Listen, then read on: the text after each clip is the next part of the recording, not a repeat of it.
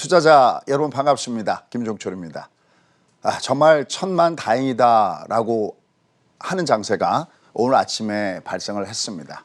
어제 이어서 오늘도 미국 증시가 위로 올라가면서 일단 다른 건 몰라도 최소한 월요일 아침에 시초가만큼은 그래도 다행스럽게 시작할 것이다 라는 기대감이 있겠죠.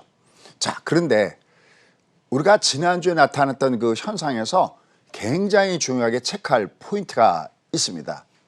여러분들 최근에 시장을 보면 정신이 없으시죠?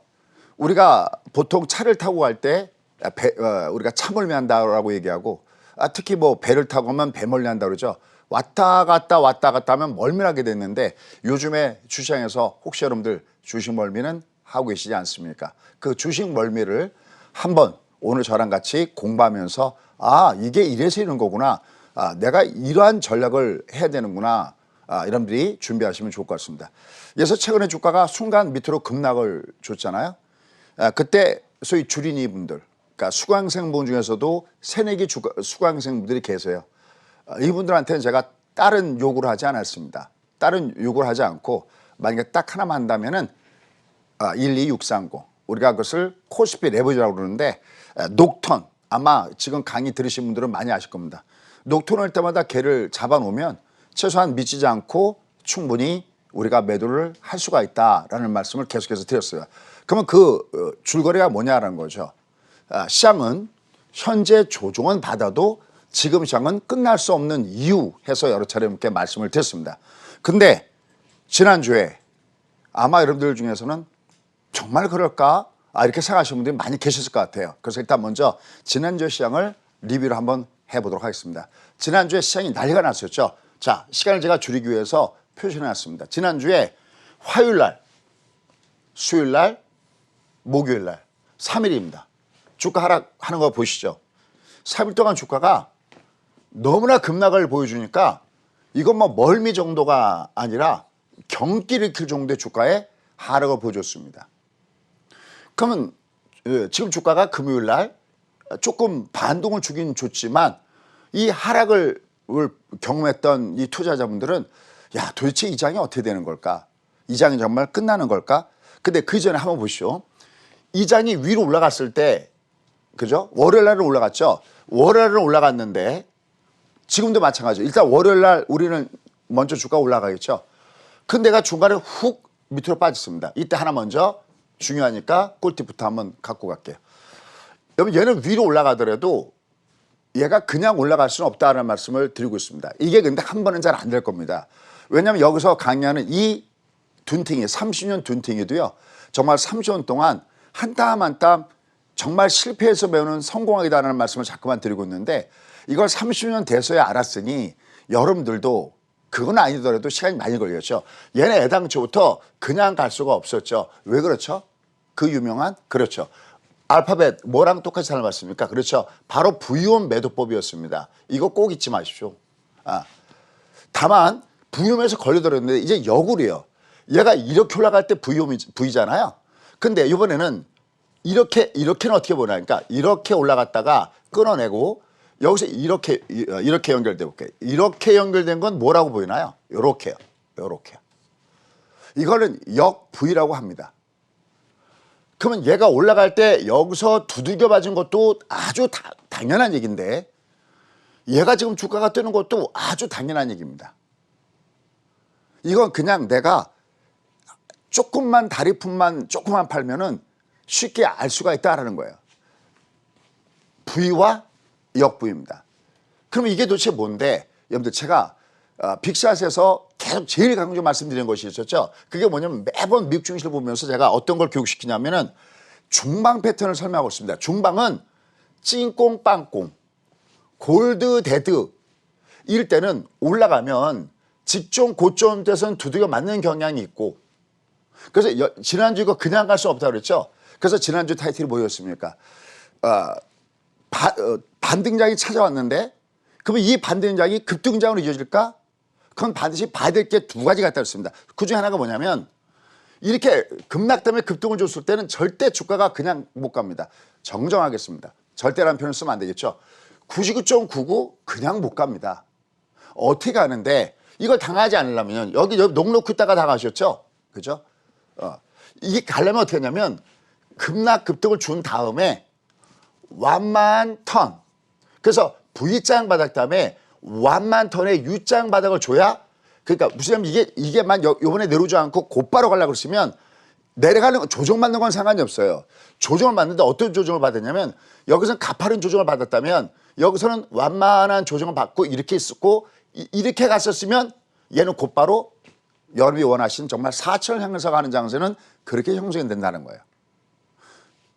이해가 가시죠? 어렵지 않습니다. 그래서 제가 맨날 이런 얘기하죠. 어떤 주도주 얘기할 때 올라갈 때는 KTX 빠바방 치고 올라가고 조정은 비둘기요. 또다시 올라갈 때는 KTX 조정은 비둘기요. 이거 어렵지 않거든요. 이게 전형적인 갈대 패턴입니다. 이때 생각나는 두 글자는 딱 뭐냐면 각도입니다. 여러분들 그냥 만약 여러분 듣고 계신 여러분들이 여러분과 조금 의견이 좀 다르다 하더라도 여러분들이 뭐 저랑 의견이 같고 저의 제자들은 상관이 없겠지만 그래도 어느 누군가가 주식 인생 30년 이상 예전에는 30년이 안 됐을 때는 거의 30년 됐습니다. 그런데 이제 쉬다가 말았습니다. 30년 지난 다음서부터는 누군가가 거의 인생을 바쳐서 30년 동안 뭔가를 연구해 봤다면 한 번 정도는 한번 들어봐 주십시오. 정말 굉장히 중요한 부분입니다. 최소한 다른 건 모르지만 제가 이런 얘기하죠. 다른 건 다른 전문가들이 더 훨씬 잘하십니다. 제가 매번 얘기하지만 우리 홀짝 박사님은 PR, PBR 잘하시고요. 그다음에 우리 최승욱 대표님은 뭐 제약바이오 종목군은 뭐 타의 추종을 불할 정도로 정말 잘하시죠. 각자의 색깔이 있습니다. 그러니까 각자 담임 선생마다 각자의 색깔이 있는데 김종철 넌 뭘 잘해 그럴 때 빅픽처죠. 큰 그림이요. 이게 지금 가는 장인지 안 가는 장인지 가긴 가는데 얘가 쉬었다가 하는 마디존인지 아닌지 이건 정말 제가 틀려본 적이 없습니다. 잘나서 아니요. 워낙 많이 깨져봤어. 이것도 마찬가지입니다. 아마 얘가 내려갈 때도 마찬가지. 사실 얘가 조정받기 전서부터 여러분들은 말씀드렸죠. 이거 공매도에 영향을 받습니다. 이거 한번 찾아보십시오. 공매도에 영향받는다고 얘기한 사람 거의 없을 겁니다. 왜냐면 이게 올라가고 있으니까 다들 괜찮다고 했지만 결국 두대 맞았잖아요. 저도 예전에 똑같았거든요. 이게 올라갈 때 이게 무슨 악재도 아니네. 아무 영향 없겠네. 그걸 수없이 저 사람들 이렇게 표현해서 양털깎이 식으로 쪽 빨가벗겨진 느낌 아세요? 이걸 워낙 3일 동안 당해보니까 그게 아니었던 거예요. 그래서 긴장하고 있다가 장대목을 줬을 때 매도, 장대목을 줬을 때 매도. 아마 매도 얘기도 그렇게 얘기하는 사람이 그렇게 많지 않았을 겁니다. 거꾸로 또 얘가 내려가니까 또 난리 났다고 그러는 거잖아요. 위기가 온다. 요즘 또 뭐 완전 뭐 인플레 때문에 난리잖아요. 그죠? 근데 얘는 그냥 안 빠진다. 왜냐면 요게 요물입니다. 요게요. V로 올라가면 여기 두드려 맞고 대신 그대로 V로 내려가면 그냥 안 빠진다. 그러면 얘는 어떻게 해서 방향을 결정하는데 하나만 하고 넘어갈게요. 아침부터 강의가 좀 세지는데요. 얘가 이렇게 가려면 반드시 여기서 N자를 줘야 됩니다. 이거 어렵지도 않습니다. 이 N자를 뭐라고 하냐면 이거를 파동이라고 그래요. 제 전공 과목이 몇 가지가 있는데요. 그중에 하나가 파동론입니다. 이게 파동을 줘야 됩니다. 그러니까 이런 식으로 파동을 잠깐만 줘야 됩니다. 그러니까 N자가 아니니까 얘는 어차피 조정을 받을 수밖에 없었어요. 그럼 얘는 또 왜 떴느냐. 거꾸로 얘가 내려갈 때 역N자가 아니잖아요. 얘가 빠진다고 해도 들었다가 이렇게 빠져야 되거든요. 그러니까 얘는 지금 주가가 이렇게 왔다 갔다 하는 겁니다. 결론 지금 얘는 어떻게 보면은 아직은 혼조 구간권 때 놓여져 있는 겁니다. 이 장 자체가. 그럼 도대체 우리가 이제 오늘도 보세요. 제가 이런 얘기 참 많이 하죠. 오늘 미국 시장이 올라갔으니까 당연히 월요일 아침 올라갈 거 아니겠습니까? 그리고 아무 상관없다 그러다가 또 다음 주에 이 장이 여기랑 똑같은 현상이 나타나면 또 여러분들 긴장하게 됩니다. 근데 그것은 조금만 신경만 쓰시면은 어렵지 않거든요. 틀렸어도 빨리 바꿀 수 있는 거거든요. 계절이 바뀌면 옷을 바꿔입듯이 시장이 바뀌면 내가 전력을 바꿔서 리스크를 관리했다가 또 괜찮으면 또 다시 쐈다가 이런 걸 반복하면서 소위 주식 근력을 한번 키워나가는 것이 어떨까요? 자, 그러면 이거 왜 이렇게 내렸을까요? 여기는 공매도 때문에 미리 두대 맞은 거라면 이건 왜 이렇게 내려갔을까요? 이걸 아주 간단하게 대별하는 그래프가 바로 다음 장에 준비됐습니다. 가시죠. 요겁니다. 뭡니까? 미국 시장입니다. 지금 보시면요. 우리랑 똑같이 주가가 3일 동안 밑으로 빠졌죠. 다만 우리는 화, 수, 목 빠졌는데 얘네들은 월, 화, 수 빠졌습니다. 왜요? 시차 때문에요. 얘가 빠진 걸 보고 미국이 빠진 걸 보고 우리가 빠지고 빠진 걸 보고 빠졌어요. 그리고 역으로 미국이 돌아주니까 그죠? 미국이 미국이 돌아주니까 우리가 금요일 날 올랐어요. 그리고 이건 제가 어젯밤에 이 자료를 준비하면서 장이 끝나기 전인데 S&P 선물지수거든요. 얘가 이미 돌고 있었어요. 그럼 우리도 이게 월요일 날 아침에 최소한 반영이 되겠죠. 이럴 때 아까 제가 설명했죠. 이거요. 제가 항상 이런 말씀 주세요. 여기서 일단 빅픽처의 그림을 그린 다음에 뭐 다른 거 없습니다. 여기서 딱 그린 다음에 이게 얘기한 게 맞을까? 그러니까 항상 시장은 예측이 필요해요. 예측 안 할 수가 없습니다. 그러니까 빅픽처죠. 이거는 뭐 단기적인 것보다는 큰 그림. 빅픽처의 그림은 어떻게 간다 이렇게 예측을 합니다. 그 다음에 중요한 것은 뭐냐면 얘가 예상대로 가고 있는지 안 가고 있는지를 그 다음에 더욱더 중요한 그것이 있는데 그게 바로 뭐냐? 대응입니다. 얘가 예상대로 가고 있구나. 만약에 모든 것을 예측만 해서 한다 그러면은 그 누구도 돈 버는데 자유로울 수가 없을 겁니다. 예측과 대응으로 나눠집니다. 근데 얘가 3일 동안 밑으로 쭉 빠질 때 바로 요날, 목요일날. 이게 목요일날 타이틀입니다. 미국 증시 그냥 안 빠진다. 왜? 물수비가 나온다. 설령 이게 조정을 받는다 하더라도 얘는 장이 끝난 게 아니라 항상 물수비가 온다. 이것도 하나 꼭 기억하십시오. 항상 주가가 이렇게 장대로 내가더라도요. 이건 뭐냐면 조금 여러분께는 좀 어릴 수 있는데요. 오늘은 제가 몇 분 정도에 하나요? 아마 오늘은 11시 30분이 될 것 같습니다. 제가 이거 방송 끝난 다음에 또 하나의 촬영이 있기 때문에 딴 때 10시 반에 만나 뵀는데 오늘은 11시 반 정도 돼야 여러분 만나 뵐 것 같습니다. 유튜브에서 좀 더 자세하게 설명하겠습니다. 이거 기적으로 뭐냐면 이것도 아까 똑같이 얘기했던 대로 찐꽁 빵꽁 중에서 분봉이요. 이걸 원터치라고 해요. 얘가 지금 캔들이 오일수록 원터치를 깨고 들어가잖아요. 절대 그냥 안 깨져나갑니다. 그래서 타이틀 미국 증시가 물수비가 온다. 그 얘기가 올라갔던 겁니다. 아마 이거 제가 유튜브에서도 말씀드린 거 보여드렸을 겁니다. 자 이렇게 퐁하는데 오히려 여러분들한테 좀 생소할 수 있겠지만 콜 배수 포션을 5번 알스를 해서 수익을 하는 걸까지도 보여드렸습니다. 이게 알면 그냥 심이 아니라 알면 돈이 되는 겁니다. 다른 거 몰라도 이런 큰 맥은 좀 보셔야 됩니다. 이게 우리가 빠진 게 미국 증시가 이렇게 내려가서 빠졌구나. 그럼 얘가 올라가니까 올라가는구나. 이게 왜 굉장히 다행스러운 거냐면요. 여기서 하나 찍고 넘어갈게요. 이게 왜 굉장히 다행이냐면 그러면 만약에 다음 주에도 우리나라 시장이 두드겨 맞는다. 그러면 이제 여러분들 그런 얘기 많이 하잖아요. 이게 추세적으로 꼭지를 찍었느냐 안 찍었느냐 이게 중요하잖아요. 여러분께는 여러 차례 이 장은 작년 3월 달부터 2 years를 갑니다. 가는데 섹터가 나눠져 있습니다라는 말씀을 드리고 있어요. 앞에는 돈빨 장세, 유동성으로 가고 뒤에는 실적 장세, 경기빨로 가는데 얘는 얼마 가느냐? 2 years를 갑니다. 근데 얘는 바람 잘 날이 없죠. 왜냐하면 얘는 돈빨로 갔을 때는 스트레이트로 움직였는데 여기 계속 왔다 갔다 하는 겁니다. 그래도 지금 장을 보면서 저는 뭘 열심히 보고 있냐면 미국하고 같이 움직이니 안 움직이니 열심히 보고 있습니다. 뭐 미국이 빠질 때 빠진 건 당연한데 근데 미국이 뜰 때 우리도 뜨는가? 뜨고 있더라는 겁니다. 그래도 동조한사에 나타나는 거 있구나. 그러면 딱 한 가지만 무서워하면 되는 거죠. 미국 장이 끝나느냐라는 거예요. 얘는 올라가도 또 이제 뒤에 가서 보시겠지만 또 올라가면 또 드디어 맞습니다. 근데 얘를 보면 얘는 끝나지 않았어요. 왜냐하면 한 가지만 찍고 넘어갈게요. 얘가 아직까지는 월봉상에서 음봉이잖아요. 근데 이 앞에를 보십시오. 이 앞에 월봉상 음봉을 보면 이게 높아있죠. 이렇게요. 이렇게 해서는 장이 끝나지 않습니다. 장은 어떻게 끝나면 로우 캔들로 끝나요. 그러니까 얘가 음봉, 양봉, 음봉으로 로우 캔들로 끝납니다. 천만 다행이구나. 일단 미국 증시가 조정을 받아도 얘가 끝나지 않아? 그러면 우리도 주가가 조정받더라도 그 밑에서는 우리가 다른 건 모르지만 최소한 코스피 지수는 다시 밑에서부터 반등을 줄 수 있고 나는 것이 딱 여기서부터 나오는 겁니다. 근데 그럼 자 얘는 왜 빠지고 왜 올라갔지? 물론 오늘 나온 이유를 얘기하잖아요. 근데 그걸 가장 간단한 키워드는 뭘까요? 여러분들 지난주에 가장 키워드는 뭘까요? 그렇습니다. 여기에 대한 해답은 바로 여기에 있습니다. 보시죠. 뭡니까? 10년 만기 미국채 수익률. 쉽게 하면 시중 금리입니다. 어떠세요? 흐름이. 요 사이클하고 정반대죠. 그죠? 금리가 올라가니까 미국이 두대어 맞았고 한동안 또 잠잠했었잖아요. 얘가 이전에 한번 얘기했던 거 기억을 소환해 볼까요? 얘가 1에서부터 1.5까지는 스트레이트로 올라간다.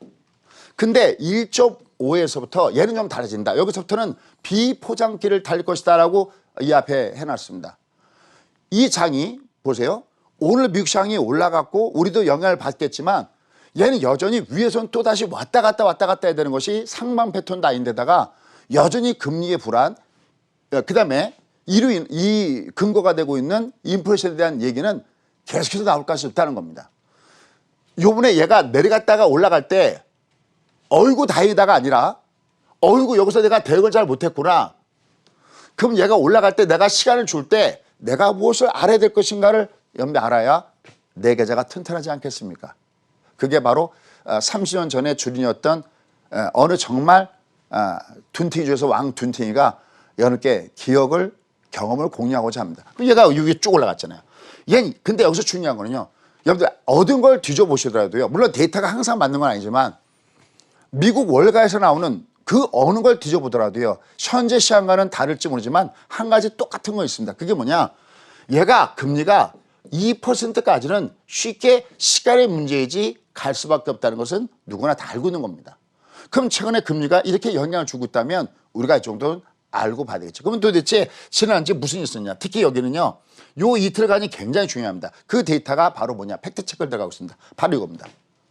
지난주에 물가지수가 나왔죠. 소비자 물가지수. 애당초 예측은 3.6이 나왔죠. 그런데 이게 얼마가 나왔습니까? 4.2가 나왔죠. 그죠? 이게 제롬 파월은 아무 문제가 없다고 그러는데 물가가 자극을 주는구나. 이 소비자 물가 지수가 급등을 줬을 때 아까 했던 금리는 급등을 줬고 거꾸로 주가는 밑으로 폭락을 주면서 내려갔던 부분이 있었기 때문에 이게 여전히 존재하는구나 라는 겁니다. 근데 얘는 어차피 경기가 좋아지면 올라갈 수밖에 없잖아요. 근데 중요한 게 있습니다. 우리가 인플레이션에는 좋은 인플레이션이 있고 나쁜 인플레이션이 있습니다. 좋은 인플레이션은 뭐냐? 경기가 좋아지면서 소비가 늘면서 그러니까 내 호주머니가 두둑해지면서 소비가 들어가고 쉽게 해서 물건이 잘 팔리는 거죠. 이걸 아주 긍정적인 좋은 인플레이션입니다. 이 좋은 인플레이션을 뭐라고 하냐면 이거를 갖다가 수요 인플레이션이라고 합니다. 이걸 아주 좋은 겁니다. 수요 인플레이션이 나타나서 물가가 조금씩 올라가도 기업체들은 물건을 많이 팔고 사람들도 많이 뽑고 월급도 올라가고 아주 긍정적입니다. 근데 시장이 얘를 보고 화들짝 놀면서 빠진 것은 그럼 뭘까? 그거 뭐냐면 이게 수요 인플레가 아니라 나쁜 인플레이션이 있습니다. 그 나쁜 인플레이션이 그게 뭐냐면 그걸 비용 인플레이션이라고 합니다.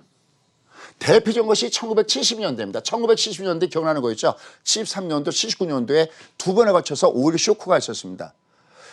물건을 만들어낼 때 기업체들이 물건을 만들 때 들어가는 그 비용을 어딘가 전가를 해야 되잖아요. 어디다 물건값에도 전가할 수밖에 없잖아요. 보통은 경기하고 우리가 금리하고는 역비례 관계에 놓여져 있는데 상대적으로 만약 경기가 좋아진다 그러면 금리가 같이 올라가면서 주식장에는 악영향을 주죠. 이렇게 서로 그런 관계에 놓여져 있는데 이때는 경기는 안 좋은데도 금리는 위로 올라가야 되는 이상한 관계에 놓여져 있는 거죠. 시장에 둘 다 악영향을 주는 이런 관계에 놓여진 거죠. 그러니까 좋은 인플레 있고 나쁜 인플레가 있는데 이때 왜 화들짝 놀냐. 그냥 기사 한 줄에 이게 소비자 물가지수가 이게 급등을 줘서 빠졌구나 이게 아니라 왜냐하면 그 다음날은 전혀 다른 상황이 발생됐어요. 아까 보면 소비자 물가지수가 발표됐을 때는 금리가 위로 올라갔어요. 근데 생산자 물가지수가 발생했을 때는 금리가 내렸습니다. 그럼 도대체 이게 뭐가 어떻게 된 거야? 뭘 알아야 다음 주에 대응을 할 거 아니겠습니까? 단순한 뉴스 쪼가리를 갖다가 볼 바에야 뭘 아침에 이 방송 듣고 계십니까? 뭔가의 해석. 왜 차이점이 나지? 여러분들 만약에 여러분 중에서도 이상하다.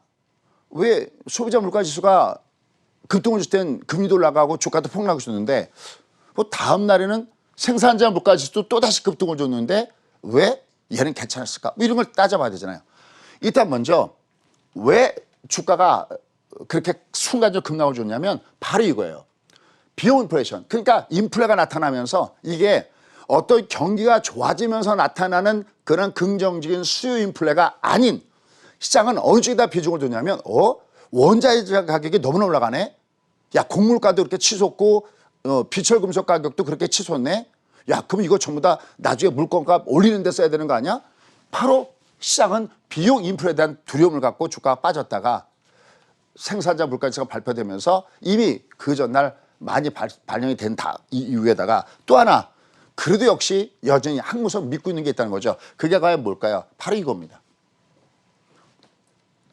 연준 인사들의 발언입니다. 연준 부의장이 역시 똑같은 얘기를 하죠. 일회성 물가 상승은 기준이 너무 낮아. 전년 동기 대비 따져보면 작년이 너무 낮았기 때문에 기준이 너무 낮아서 그걸로 인한 인플레이션 요거는 일시적에만 영향을 끼칠 수 없다. 요 부분이 또다시 작동을 한 거죠. 다만 여기서 중요한 게 있습니다. 여기서 중요한 게 뭐냐면 여기 백악관 이 내용은 이미 아는 거고요. 여기 백악관 대변인이 발표한 겁니다. 몇 달간 인플레이션 상승을 예상해 왔다. 그런데 일시적 현상이다. 왜 이 얘기를 할까요? 지금요. 우리가 그런 얘기하죠. 선거 앞에 악재가 없다고 그러죠. 지금 미국은 중간선거 지난번에 한번 풀어드렸죠. 예, 중간선거가 2022년도 내년에 11월 달에 선거였습니다. 그런데 얘기했죠. 지금 조 바이든 행정부는요. 불리한 가운데서 싸울 수밖에 없다는 이유를 말씀을 드렸습니다. 왜냐하면 애당초 중간선거 됐을 때는 기존의 대통령 속해 있는 당이 상대적으로 통계적으로 봤을 때 중간평가 성과를 가지면서 불리했고요. 또 하나 요번에 치러진 이 선거는 상하원 선거는 이 구역을 누가 만들어 놓은 구역으로 공화당이 지정한 구역에서 그러니까 남의 땅에 가서 싸우는 거기 때문에 민주당이 아주 불리합니다. 그러면 민주당 정부에서 할 건 뭐밖에 없을까요? 현대 화폐를 인해서 무조건 찍어내는 겁니다. 지금 이걸 일부 미국의 그 식자층에서는 염려하고 있습니다. 여러분들 트럼프 시절에 인플레가 강하게 나타났던 이유를 아십니까? 왜냐하면 사실은 트럼프가 별다른 경기 부양책을 쓰지 않는다 하더라도 이미 미국의 경기는 돌아서고 있었고 그냥 가게 놔둬도 이미 관세 소일 때문에 좋아질 수밖에 없었는데 거기다가 어떻게 하는 거야? 트럼프가 불을 확 분 거죠.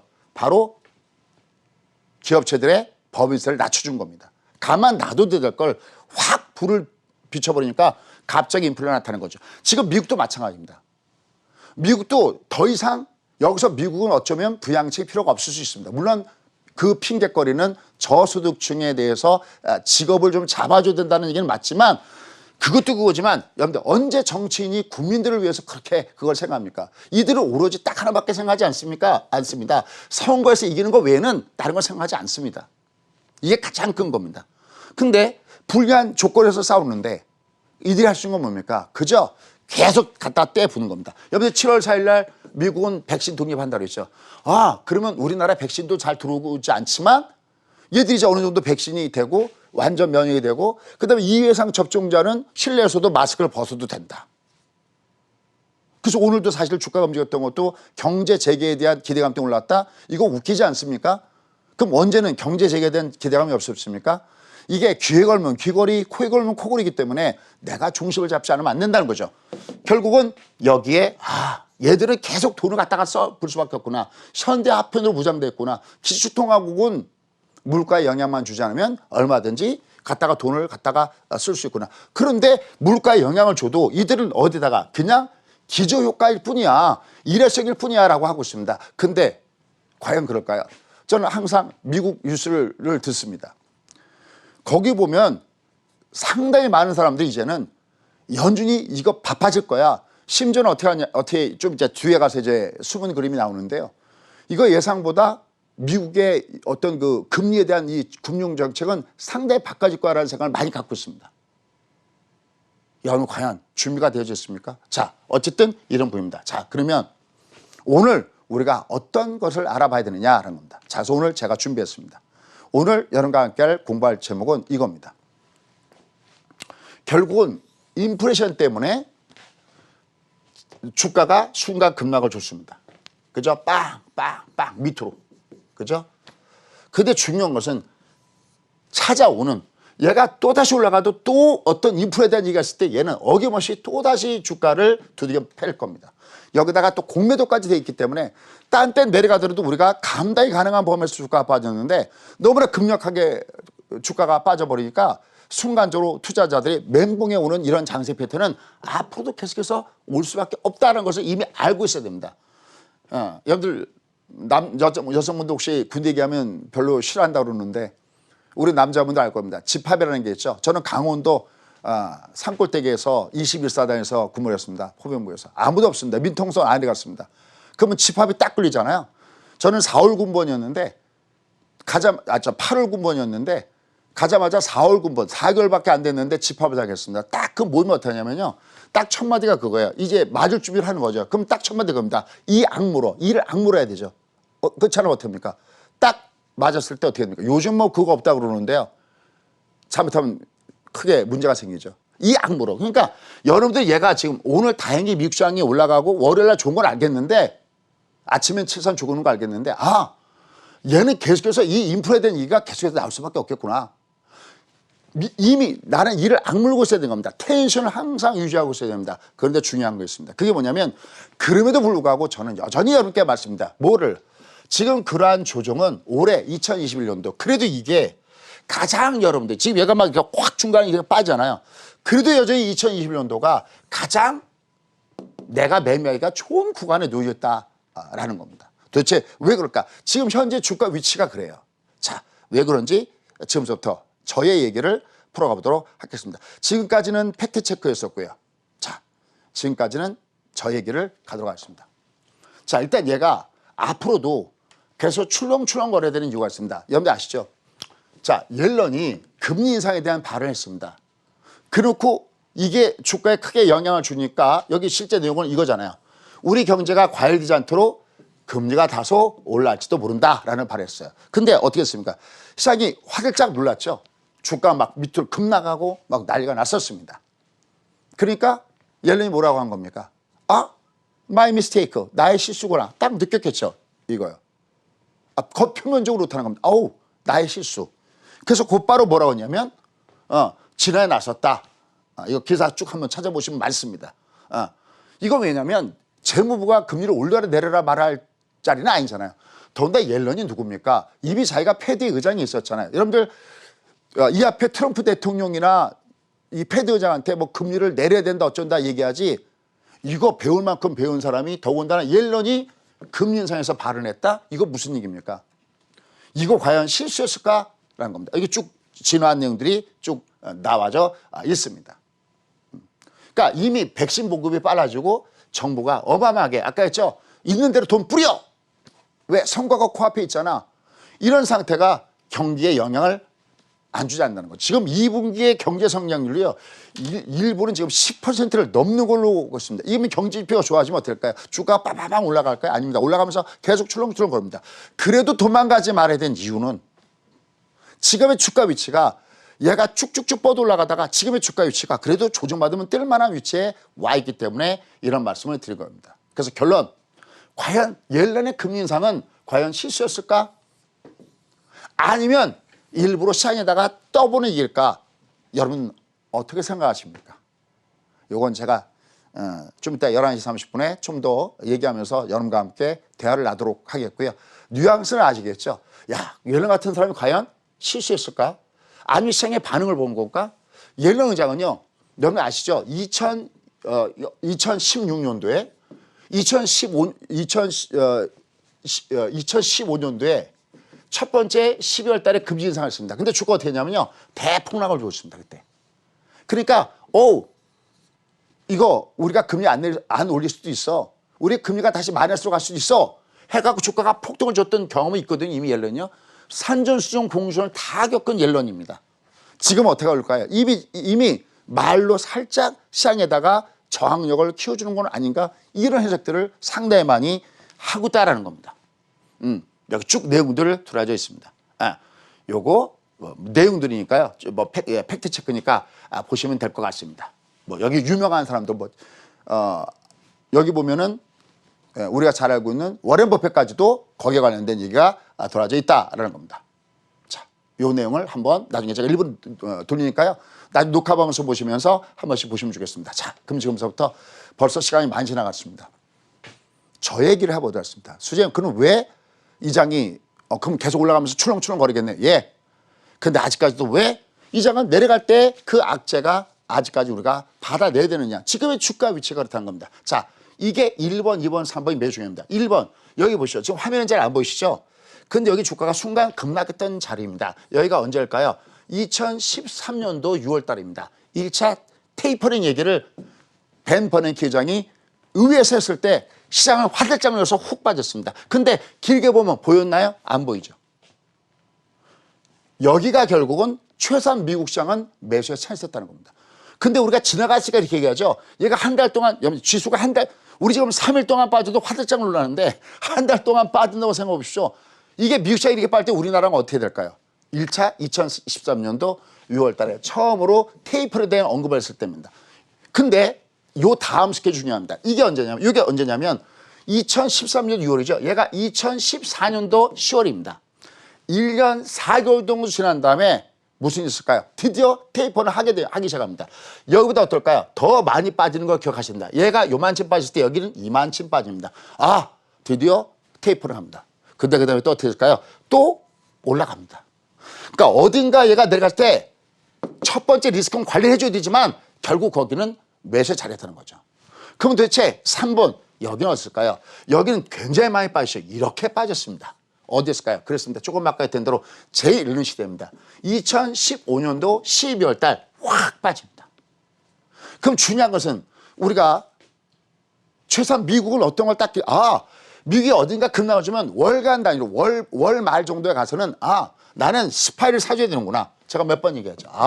스파이를 사줘야 되는구나. SPX는 사줘야 되는구나 하는 걸 여기서 느끼는 겁니다. 근데 우리는 지금 어떨까요? 우리 거 한번 보시죠. 얘는 그래도 이렇게 돼 있죠. 근데 우리는요. 이게 우리의 현실입니다. 아까 1번 구간, 2번 구간, 3번 구간입니다. 미국이 테이퍼링 얘기 나올 때 대폭락입니다. 인플레 그냥 주가 오늘 올라갔으니까 괜찮아 이러면 안 됩니다. 예의주시하고 쳐다보고 있어야 된다는 거죠. 그래? 그 다음에 또 두 번째 실제 테이퍼링 시했을 때 또 폭락입니다. 그죠? 하지만 여전히 들어주고 여전히 들어줬습니다. 그 다음에 언제요? 세 번째 금리 올릴 때 나타나는 과정이 바로 이 과정입니다. 그러니까 얘가 분명히 이 영향을 인플레이션 영향에서 벗어날 수가 없다라는 거예요. 그러면 순간순간 얘는 급락을 보여줄 수 없습니다. 그럼에도 불구하고 여전히 괜찮으면서 아까 얘기했죠. 이게 우리가 요 사이에서 박스가 놓여져 있는데 우리가 괜찮은 거는 지난번에 한번 보였습니다. 요 그림에 있었죠. 요번에 주가가 확 빠졌어도 얘가 올라갈 때 N자가 아니어서 못 가듯이 이거 내려갈 때 왜 들어주면 여기 N자가 아니면 또 들어주는 겁니다. 지난주에 그런 얘기 했죠. 얘가 내려갔을 때 요번 주에 중요한 것은 뭐냐면 조조받는 거 알겠는데 제발 골드를 주고 두들겨 맞으라. 얘가 골드 주고 두들겨 맞으면요. 내려가도 또 뜹니다. 흐름입니다. 받치는 세력 때 여기까지 끌고 올라가는 거거든요. 근데 앞으로도 이 장은 몇 번의 기회가 더 있느냐. 2번의 기회가 더 놓여져 있다는 겁니다. 자, 이건 지금 시간이 워낙 지나갔으니까요. 이건 연결해서 11시 30분에 왜 2번의 기회가 여전히 있는지. 근데 우리가 위에서 조심할 때는 어떻게 조심하는지 그거 겁먹을 필요가 없습니다. 보입니다. 그걸 여러분과 함께 공유해 보도록 하겠습니다.